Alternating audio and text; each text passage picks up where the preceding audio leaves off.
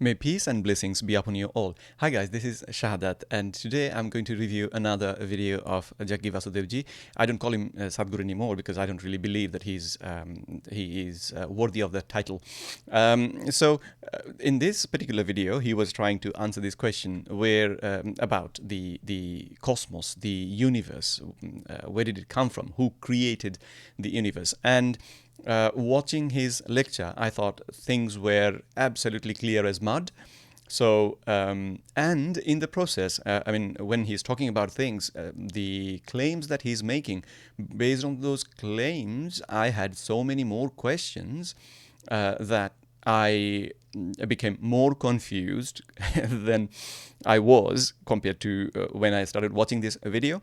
So I thought I'll do one thing, which is review the video and share my thoughts with you, raise the questions that popped into my mind, and so that you can see whether my questions are actually valid questions. And fundamentally, one thing in his lecture he's saying, which is not knowing is declaring or having the idea of that I don't know is basically the tool that opens up the door of knowledge, which in my mind, I think it's not entirely, obviously, the need of knowing comes from not knowing, but on top of that there is another thing which is unique to the human civilization or human beings as animals, because we are the only animals who care about knowing. So we understand that we don't know, and then the next thing we understand is we need to know. We feel we want to know. And so these needs, these wants, these are the driving force of actually exploring, because we wanted to know. And obviously, in the behind or in the base of all this is the idea that we don't know. So, yeah, the question, or if you say that we are exploring only because we don't know, that's not true. Like the elephant, and other animals, they don't know lots of things either, but they don't care. I mean, an atom, how it works, they don't care. They just don't pay any attention at all because it's not important to them. The ants, they don't care either. But human beings, we are the unique creation, or unique kind of animals who understands that we don't know, and then we have the urge to know, we have the need, the desire to know, which drives our exploration. Anyway, so let me play the video and share my thoughts with you as we go, right? Let's go. Who created this universe? At the end, you will not get the answer. Obviously, you did not create yourself. That's true. For sure. Our ideas of God may vary from culture to culture. Different people around the world have different ideas about it, different beliefs about it. That's true, and that's why logically it makes sense to evaluate these claims, these ideas. People have an idea about a God. Okay, let's talk about it. Let's see whether that idea fits into the concept of God. So we have the definition of God, and we try to match it with their ideas. If it matches, then we say, okay, that looks like a candidate. And if it doesn't, because of one or more flaws, then we say, okay, there is a flaw in your idea. So your idea of God cannot be true. So, and that's how we go forward. But let's see what Jaggi Vasudev ji has in his mind. But why we came to this idea is this. We all crawled out of our mother's wombs, and you see a newborn child, how he's looking. He's asking, who, what the hell is all this? So much creation. Do you see question marks in his eyes? What? So much. Did all this? Obviously, first he looks at his mother. Well, the mother delivered you, but she can't deliver the planet. Then you look at your father. Well, obviously he can't do all this. Then you looked at every other adult around you. Nobody seems to be capable of doing all this. One little point here. As a child, as a baby, when you are born, you actually don't care about these things. And you don't have the ability to ask these questions. Whether my mom, can she be the one to create all these things around us? And why would we just assume that it's not possible? Rather, when we grow up, when we learn, that's when we realize that human beings have got limitations.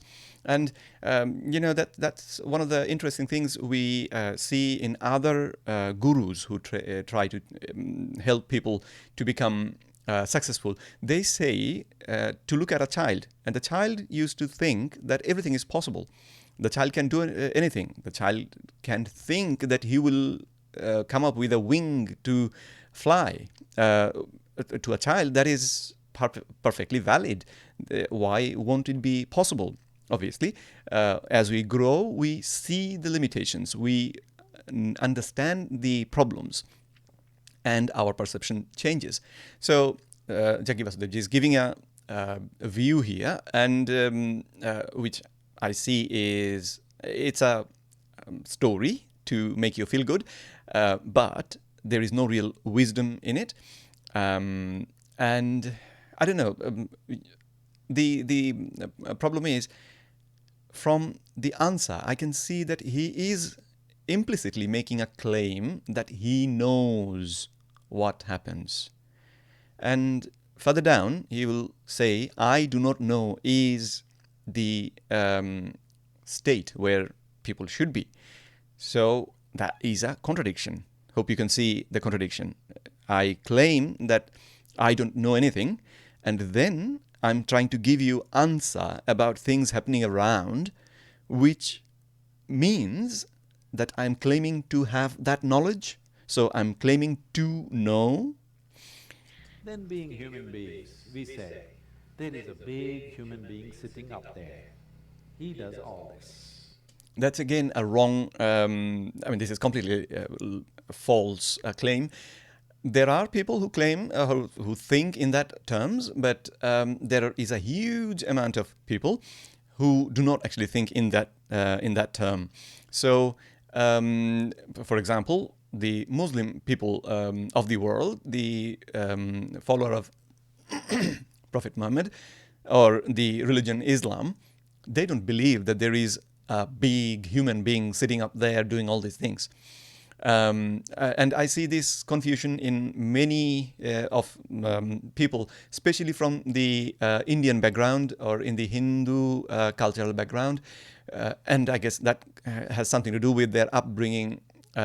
Recently, I actually had a kind of like discussion with a guy, and he claimed to be some sort of philosopher, universal philosophy or something like that. But I found it really funny, because what he tried to do is he tried to tell me what I believe, whereas I was trying to tell him what I believe, and he was completely rejecting it.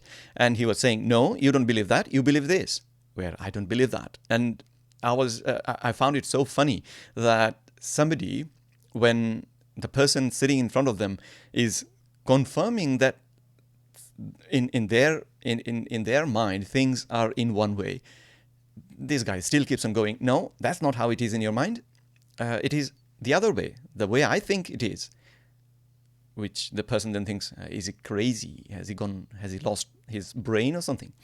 So this concept of a man sitting up there is not everybody's concept of God. Yeah, Jaggi Vasudev might think in that way.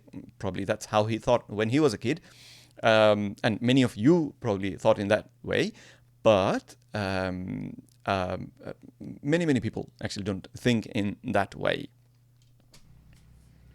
I'm sorry, ladies, he's a man. We don't agree. Because we are human, we are thinking a big human is up there. But And that's not true. I mean, if you think about this is so funny.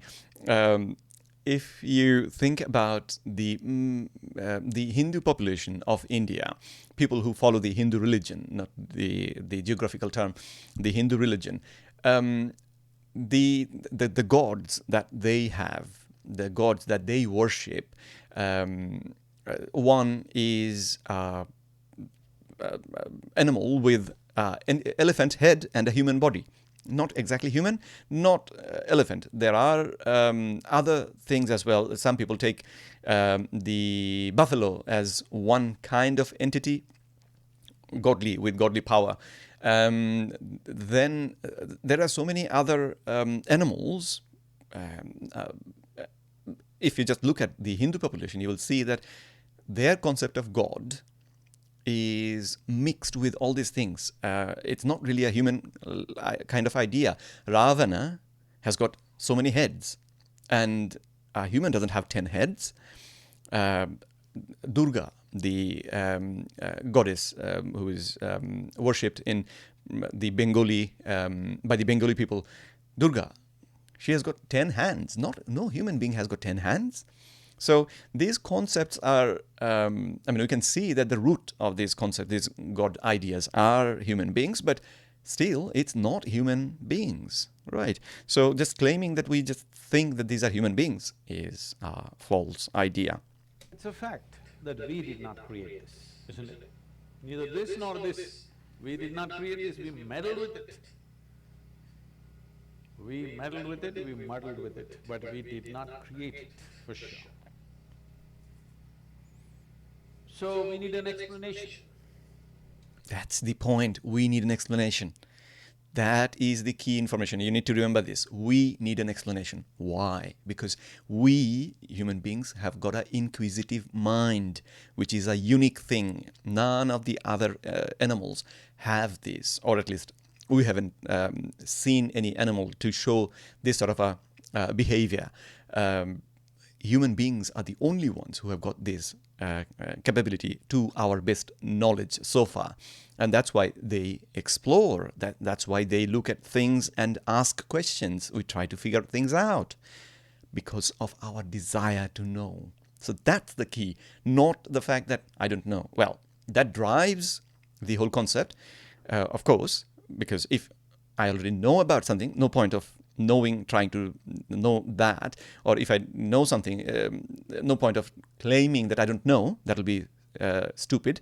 But we recognize that there are things we do not know, and we have the innate idea, innate property of wanting to know, desire to know, and that is the key, which obviously let's see how you find from Jaggi Vasudevji's answer. This is a choice you have. Do you need an explanation or are you willing to explore?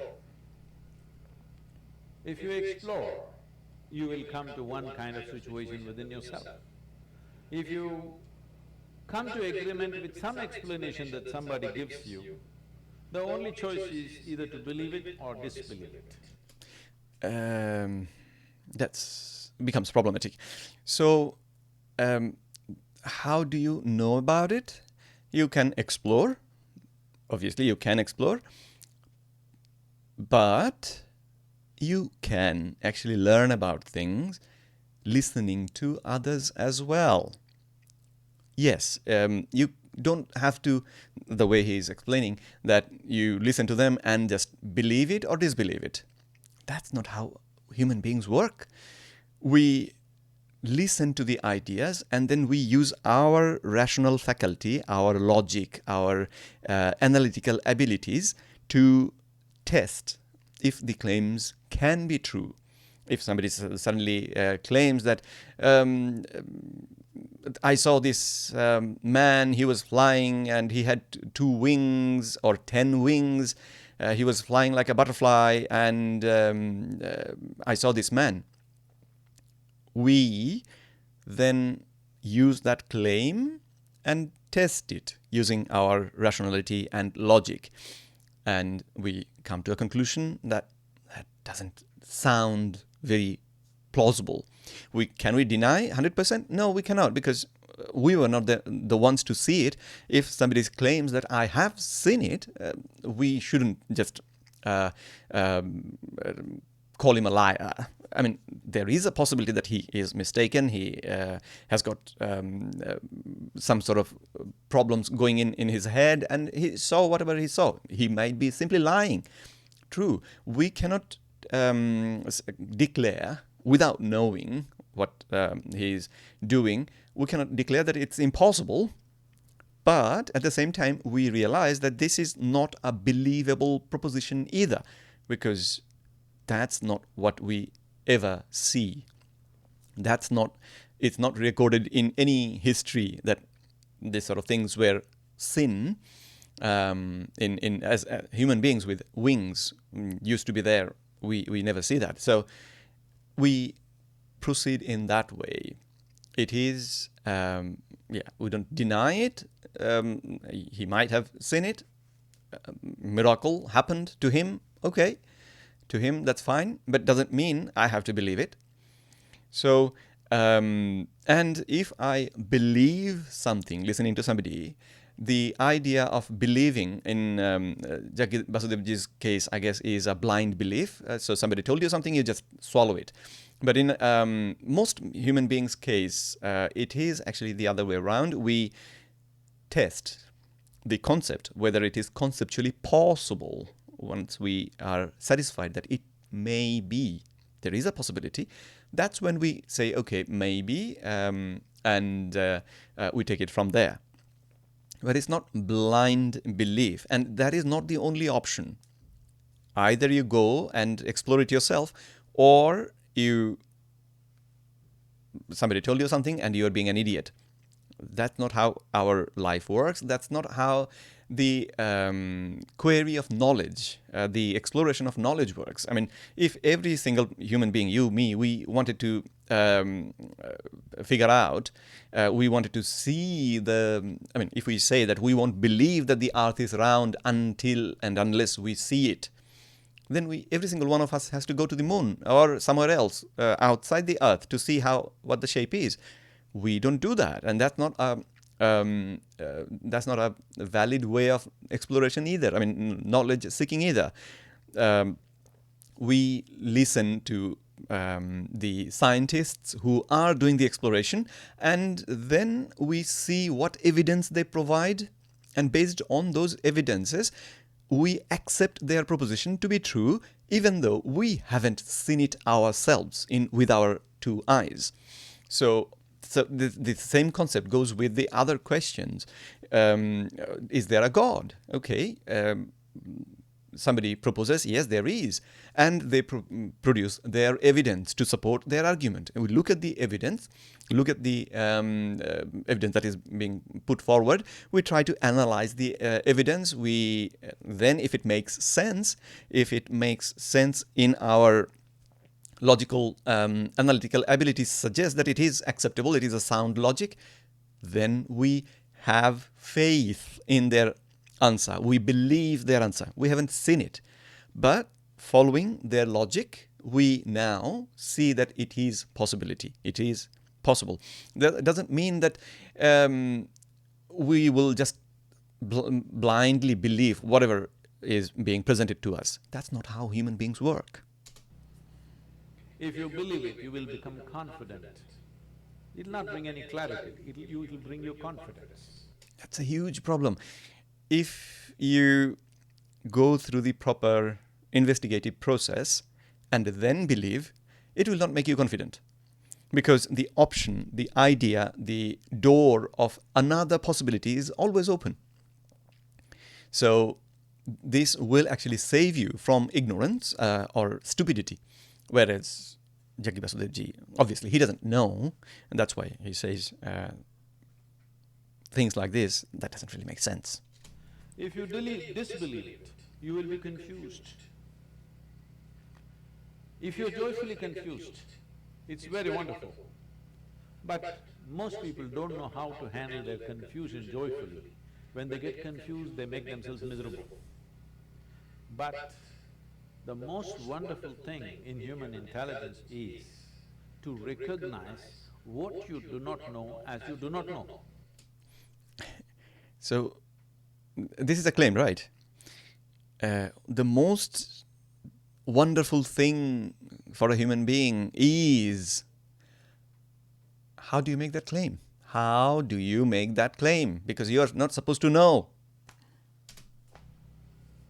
Everything that you do not know, you believe. This is a serious problem. We have done terrible things to each other simply because I believe this, you believe that. Continuing to do it even now, isn't it, across the world? Because I believe one thing and you believe something else. Now if I let you live, my belief will suffer. The best thing is you're dead. Yes. That probably is his personal view. And growing up in wherever he grew up, I think it's his social conditioning, where he doesn't want to see people who have a different belief to live. I don't certainly believe in that sort of a concept. That's not my view about on this. That's not my philosophical view about life, about other creatures in the world, human beings in the world. Why? Because I know there are lots of things I believe, and I know that they believe, and we all have our reasons of believing. The reasons may be flawed, but there are reasons, and based on those reasons we are doing this belief. So I don't see it in this way that I believe this thing, they don't believe this, that means I have to kill them. Now the other problem is, if you just simply say that we will not believe, immediately you become a group, you become somebody who is of the group of not believing. So people who believe immediately will think, okay, I need to kill those. Doesn't help. I mean, not believing is again also a grouping concept. Because you believe something else is the truth and I believe something else is the truth, now both of us can't live in one place. We That's can not true. pretend for some time. When it comes to real issues, we can't be in one place. Why is it's so difficult? If you really have a working intelligence, you must be able to see what I do not know as I do not know, isn't it? Is it not very human and very wonderful to see what I do not know, I do not know, what's the big deal about it? The big deal about it is, as I'm saying again, I do not know, it doesn't take you forward. I do not know, plus the question, what is it? Why is it this way? How does it function? These inquisitive questions are the driving force. That's why elephants don't know lots of things, they don't care. But we do. Anyway, we explained that before. If you see I do not know is an immense possibility. Only when you see I do not know, the possibility of knowing becomes a reality. If you see I do not know, the longing to know, the seeking to know, and the possibility of knowing becomes a living reality. Everything that you do not know, you believe. You have to be only among your kind.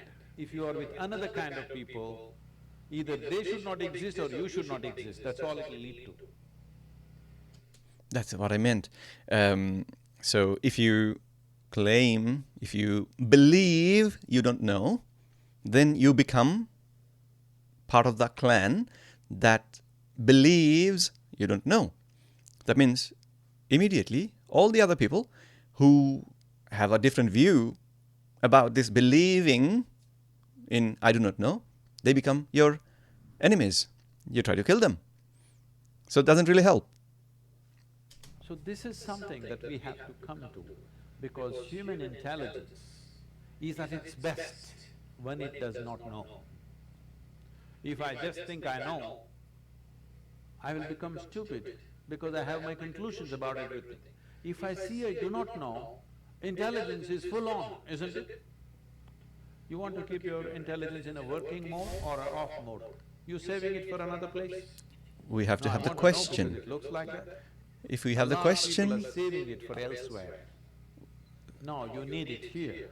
If you need it here, please look at this and see. When you see I do not know, you become very conscious, very aware, very alert. Is it true? no. When I say I do not know, that's basically like giving up. I do not know.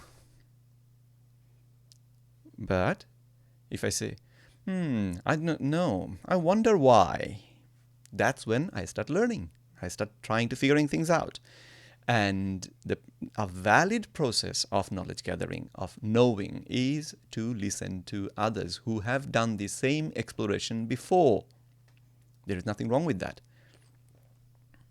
When you think, I know, you do the dumbest and idiotic things, very gross things, yes or no? I don't know what you're If talking you about. really see I do not know, you have fight with nobody. That's not true. You have no fight with anybody, isn't it? No, I have the I problem with know the is always a I know fight. groups. So in the yogic culture, there is a phenomenon. I'm calling this a phenomenon because today, this evening, you may not understand what I'm saying, but if you invest some time and energy, Luckily, he's saying yogic culture. I don't mind that, but sometimes he says yogic science, and it feels so stupid. Yogic science? What is that? you will understand. We identify with our ignorance, never with our knowledge. Because it doesn't matter how much you know, if you read the libraries on the planet, still what you know is a minuscule in this existence, isn't it? Hello? But your ignorance is boundless. Yes or no? So, if you're identified with your ignorance, you will be borderless, boundless human being. If you're identified with your knowledge, you will become a constipated human being. Yeah, Constipated means it happens little by little. I don't know. This is how life is happening right now. Little by little it is happening. It is not happening in a beautiful way. So he does know that life is happening little by little. That is something he knows, right? But he's supposed to not know it. It's can you see the contradiction? Can you see the problem of how he talks? It is little by little. We have to strive to find one moment of joy somewhere. We have to do so many things to experience one moment of ecstasy. If you want to just live here, drenched with nameless ecstasies going on in every cell in your body, every moment of your life, then you must identify with your ignorance. You must come to terms with your ignorance. How do we know that? Am I just supposed to believe you blindly? If you come to terms with your ignorance and pay enough attention, if you're ignorant, you naturally pay attention, isn't it? No, not all the other animals. They are ignorant and they don't pay attention, they don't care. But human beings, we do, because we are a different kind. We have the desire to know. If you pay enough attention, you will see with all this scientific knowledge that we have, we still do not know one atom in its entirety. We know how to use them, we know how to break them, we know how to fuse them, we know how to make them explode, but we don't know what the hell it is. Yeah, and doing your yogic meditation or whatever you call it, you don't call it even meditation, right? Using your yogic practice doesn't really help either, because at the end, you don't know what it is. So? Even today, yes or no? So if you pay enough attention, you clearly realize you don't know a thing. Well, he asked that question. This is all I did. When I was just 4.5 years… There goes his bragging about himself. When I was 4 years old, 3 years old, when other kids, didn't care about the world, I was. And to be very honest, I mean, even I don't know whether that's true. He's just making things up. I don't want to speculate in either way. But the thing is, what he's trying to show you, that he was a special person with special abilities. When 4 years old, you couldn't care about the world as long as you had your food and you had friends to play with. That's what you were happy with. But he had a different way. His life was different because he is special. You need to understand that. You need to accept that. If you don't believe that, then things are not going to work as he expects them to. Of age, I suddenly realized I don't know a thing. Wow, So 4 if years old. somebody gave me a glass of water, I'm just looking at the water because I do not know what is water. Well, I know how to use the water, but I don't know what it is. Even today you don't know what it is. Have you ever thought in that way when you were 4.5 years old about water or anything else? See, Jaggi Vasudev ji is special. If I find a leaf, I'm staring at it for 4 or 5 hours. If I sit Goodness. up in my bed, I'm just staring at the darkness for the entire night. Wow. My dear father, being a physician, he started thinking I need psychiatric evaluation. I would agree with him. This boy is simply staring at something all the time. My problem is I look at this, I still don't know this, so I'm not able to shift my attention to anything else. That's funny, but in this lecture he has been looking all around, right? If I look at this, I'm just looking at this because I've still not figured this out.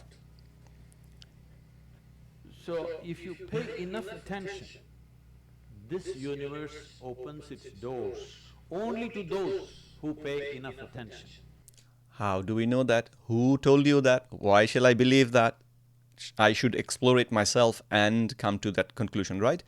Why should anybody listen to this statement and accept it as true? Why? That goes against the whole idea of not knowing. The thing is, you don't know. Whichever door has been opened for you in your life has opened because you paid attention to that dimension of life. Yes or no? That's the I only don't way it know. works. I don't Now, know. if your attention is such, it is not seeking anything, but it's simply attentive. It pays attention to everything. Not seeking anything and paying attention. I mean, if you don't seek anything, if there is no end goal, why would you pay attention? How does that work? I mean, can you guys think of a scenario where this is possible? I'm not. I don't. I'm not trying to learn anything from it, but I'm paying attention. How does that work? It does not decide an elephant is more important than an ant. It just pays attention to everything because this is the nature of creation. If you look at an ant, have you paid enough attention to an ant ever? I spent a lot of time with them. He is Believe special. me, it's one of the finest machines on the planet. Yes or no? If you had a car like this, you could do all the California deserts effortlessly. With that tiny little car, I mean, the size of an ant, probably for a human being, that wouldn't be very useful. It's such a fine machine, it's not a simple thing. If you pay enough attention to the ant, you will realize whatever created this ant. So we have to accept that whatever it is, has created the ant. That's the thing about whole this word create. The creation doesn't happen on its own. Creation needs an agent to do it. Some willing, able agent that has the ability of creating does the creation. And that's where the word creation, create, can be used. And on one hand he's saying created, and then he's denying the fact that we don't accept that there is a creator because we don't know. I haven't explored it, I haven't seen it, so I don't know. Which I find is clear as mud, as I said. It did not pay any less attention to the ant than it paid to you. Yes or no? Then who the hell are you to decide who should get more attention and less attention.